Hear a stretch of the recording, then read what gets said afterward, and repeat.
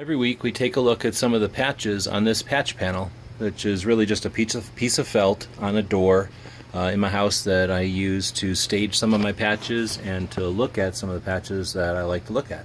And today we're going to look at this guy. It's Strike Hard Gear.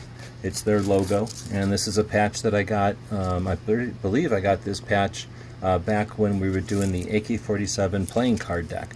We got to a point where we wanted to have those cards made in the USA once we found out that was an option, but we only knew about the Bicycle Playing Card Company back then, and they were the only ones that we approached, and that they were willing to work with us, but their minimum order was large. So we reached out to some companies to see if they could help get these cards made, and KVAR came to the board and really helped us out, but Strike Hard was there as well with a check, and they still probably have some of the cards available on their website. So if you haven't heard of Strike Hard Gear, they were friends of ours from before that.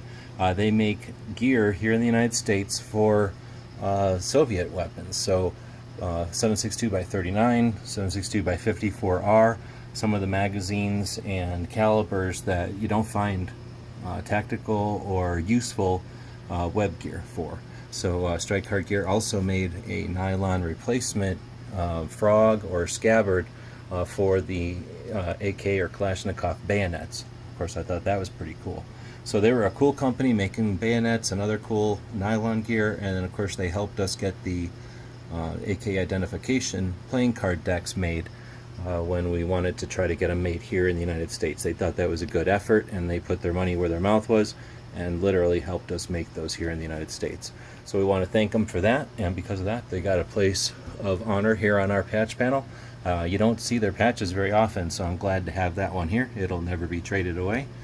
That's one of the reasons we're doing this series, so that people can see or hear the stories on some of the patches here. If you see one that you'd like to hear the story behind, let us know in the comments. We can always add more to the series. And as always, thanks for watching.